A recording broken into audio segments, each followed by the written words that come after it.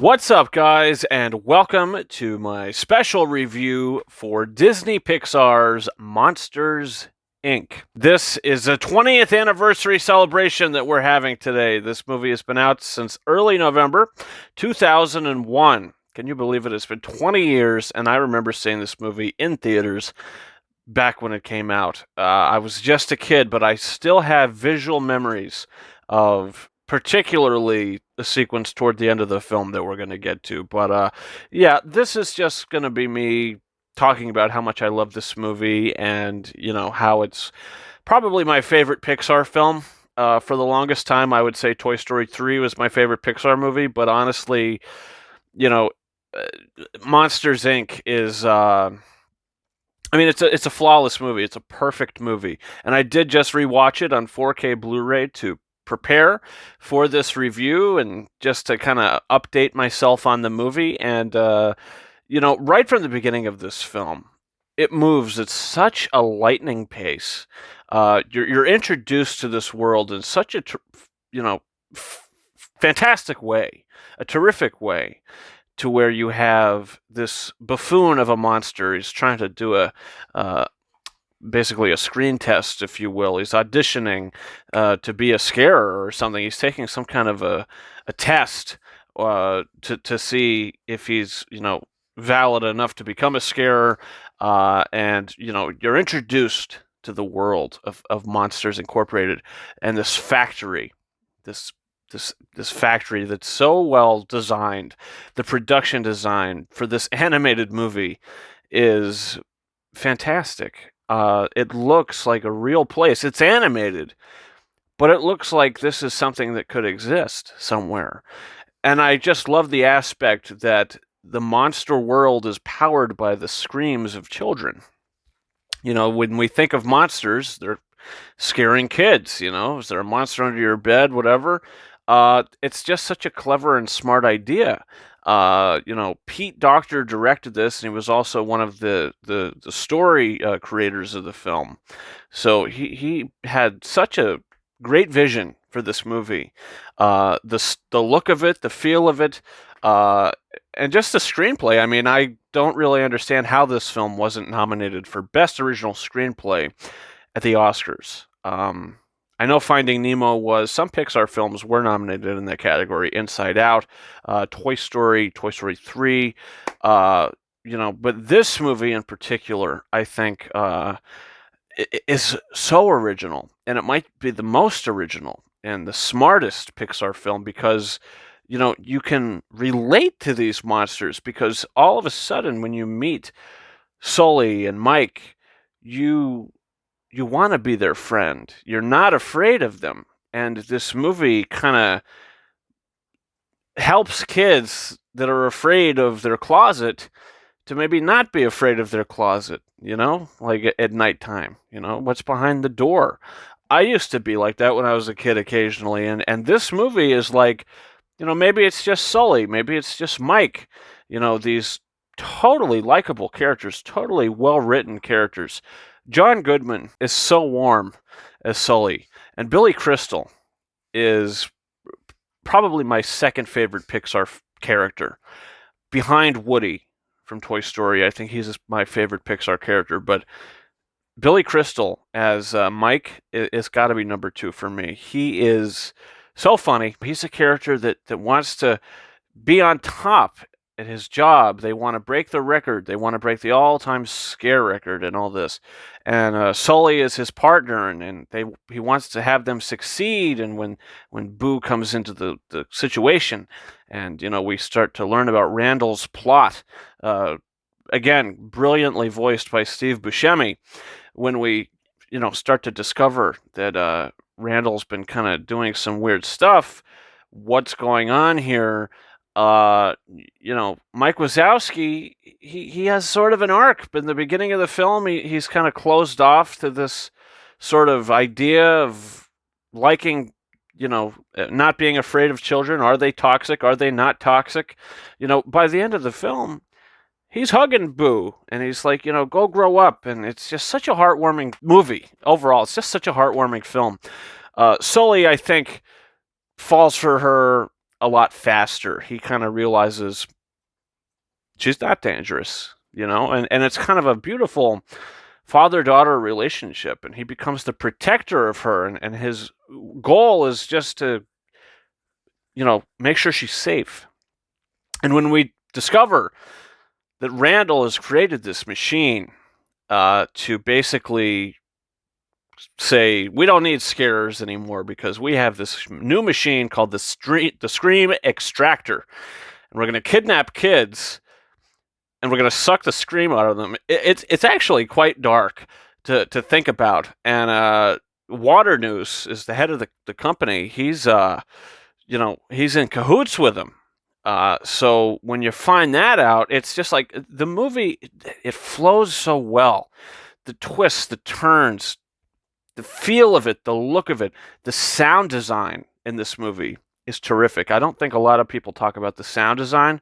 The way that the doors sound as they're kind of flowing across the conveyor belts or whatever you want to call it, it's so therapeutic to listen to. I mean, I love the sound of this movie.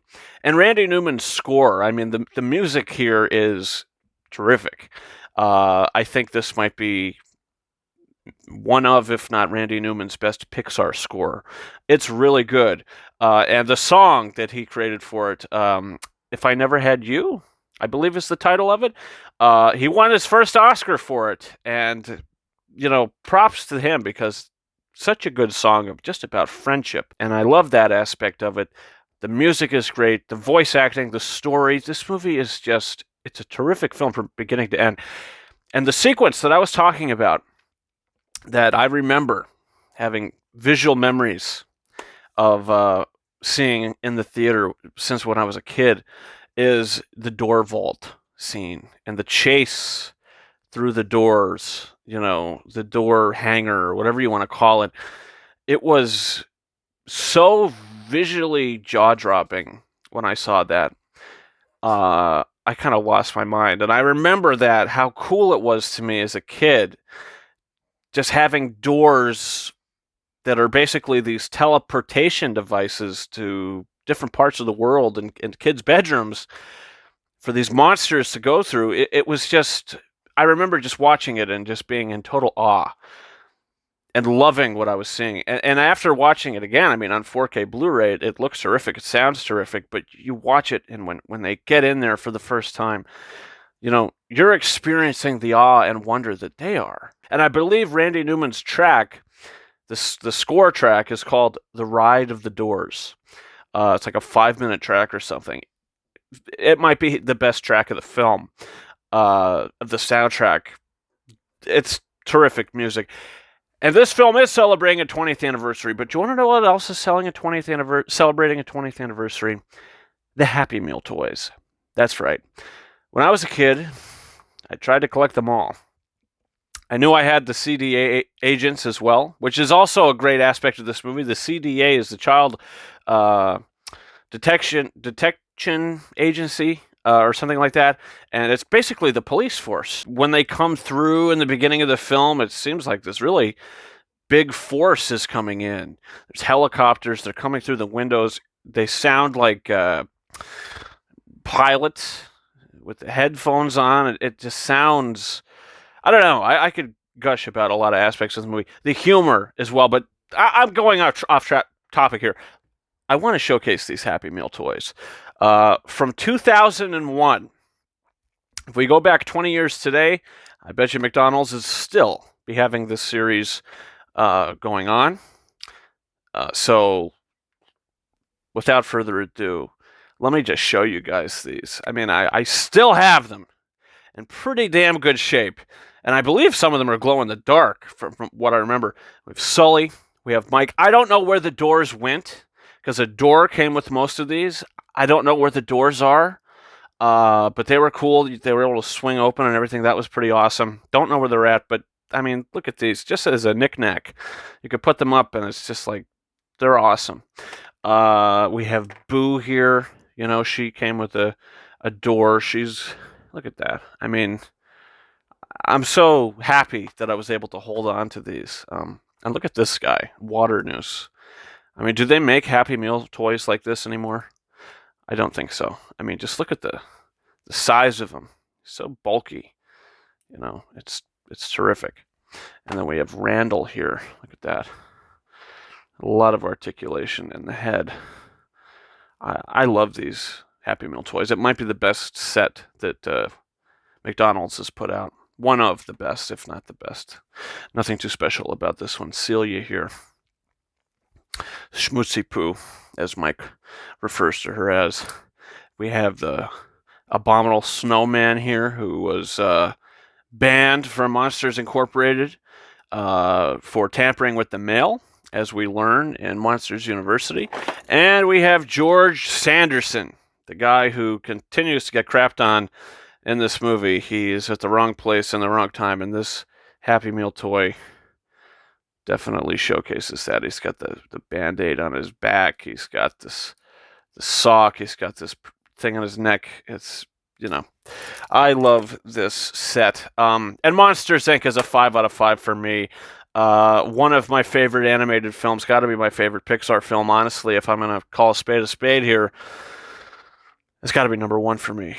Number 2 might be Toy Story 3. I mean, you know, Pixar from like whenever Toy Story came out, 96, 95, 96, all the way to, I don't know, 2010 when Toy Story 3 came out. I mean, all those films were terrific. Cars was really good. I mean, it wasn't maybe terrific, but I mean, Pixar could do no wrong in that time frame. Then they made Cars 2, so yeah. But Coco, Inside Out, Soul, you know, they've had some winners since Toy Story 3. So, but yeah, guys, comment down below. What's your thoughts on Monsters, Inc.? Leave that all down in the comment section. What do you think about this movie? Do you love it? And are you going to celebrate it? Are you going to watch it this month for celebrating its 20th anniversary? Guys, also don't forget to hit that subscribe button for a whole bunch of reviews coming in the future and unboxings and live shows. No live show today, obviously. I'm posting this on Wednesday, so you know, this was kind of the supplement of that, but definitely a good supplement. And we can talk about this movie all day. So, yeah, guys, don't forget to follow me on Twitter and Instagram. More on those down in the description of this video. And that's about it for me. Thank you so much for watching my review for Monsters Incorporated. We scare because we care. And until next time, over and out.